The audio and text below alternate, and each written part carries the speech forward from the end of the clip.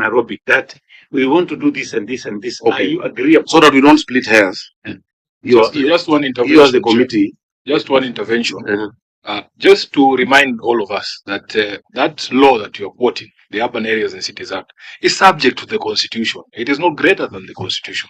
It is the Constitution that elevates the people above all of these things that you're saying. Governor, I've seen you doing public participation before you embarked on projects. When we had this conversation when Karungo Wathangwa was the chair of housing, and you wanted to do Woodley, for instance, we were engaging members of public from Woodley before you ever did the groundbreaking. And then once that was complete, we proceed with the project. Surely, Governor, you know that what you're saying is not true. Chair, please allow me to answer questions asked. Yeah? Chair, if public participation can be done better, let's do it. Senator Sifuna, you're right. Same. Yeah, right. 100% same. I can give you now. You're right, it can be done. But for me, let me tell you, I don't split hairs because it is the end for me that is so important. Yes, public participation is important. But I've told you the lack of the empirical nature of participation. Senator Manzo, you know how you people you organize yourselves when there's public participation on an issue that you're keen on. Yeah. So we will hear what the views are. Already, I've had things that need to be amended already from the public. I have had.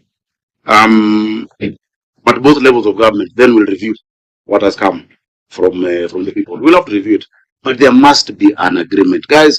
The capital will not change without this provision, unless you tell me another provision of adding 80 billion or 100 billion to the city. There is, please provide. If it's conditional grants, do it. You're the Senate. Give it to us. Yeah. Let me hear during the budget policy statement that you've increased Nairobi's allocation by 80. I will retire this agreement. I will not need it.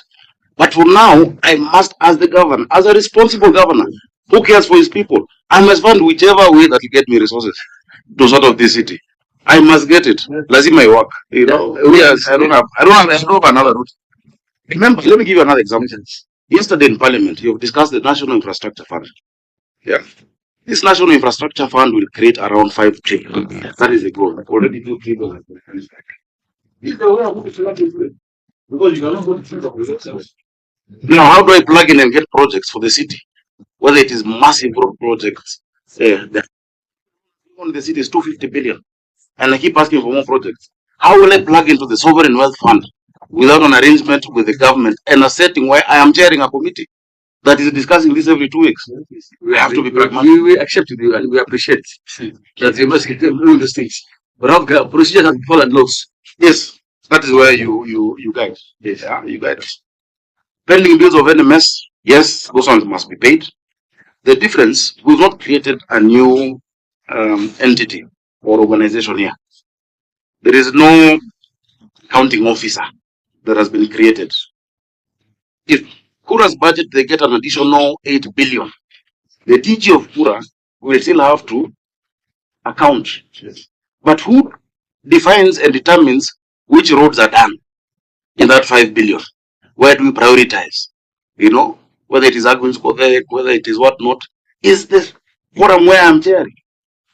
So that I can also, we even have Kera in Nairobi, rural roads. What are they doing in Nairobi? So, Chair, that's the difference between us and NMS. And I promised, Chair, as Senator, I also promised, as Governor, that I would never transfer functions from Nairobi.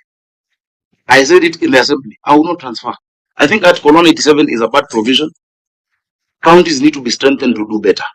So if you have a better way to do it, please, that is why you have a committee of devolution. Your work is to protect the interests of counties and their governments. And that is who is here. A county and its government, isn't it? Let me look for a question I've not answered. Senator Sifuna, very, very, very clearly says that no one is against development. I like that. And that is true. We want to do it within the law. That is true. Let us do it within the law. But let's also do it. You know, some people feel you fix the wings as you fly. You know, we can wait and for a perfect agreement or a perfect law. It will never happen, Senator Sifuna. Yes, But I'm saying you cannot have a perfect agreement, especially if it's the first one. Who is the president?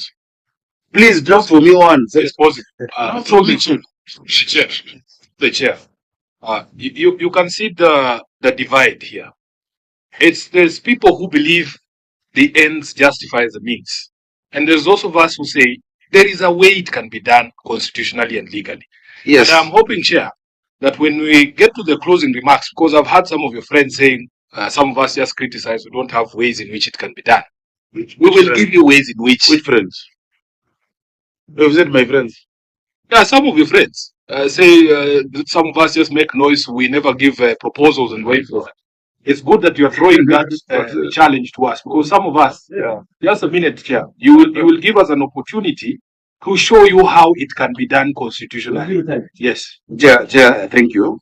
And when I'm asking about friends, earlier the senator said I'm his friend. So my friend is his friend also. Unless He's not my friend, you know that. But you're my friend. Yeah, we don't have to have the same friends.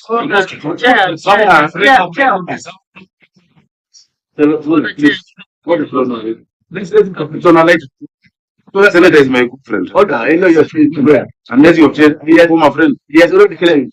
No, he's not a former friend. Chair, can I summarize for the two of you? So bursaries and scholarship. Now members of this committee want to pick my friends. So, Chair. Again, I had noted when Senator Sifuna was speaking about Section 189(2) on cooperation. Already the Constitution, yes, the Constitution is higher than the Urban Areas and Cities Act. The Constitution says there should be cooperation. 189, and Senator Muma, you've said it out very well, and that the national or county government may establish joint committee with specific mandate where such a committee is necessary for the achievement of those things. It is true, we had an intergovernmental agreement on bursaries and scholarship. Yeah. That intergovernmental agreement that we signed on the 9th of January, I gave scholarships of 170 million. Last week, I've given 252 million of bursaries to every ward. But it is not any additional money from the national government.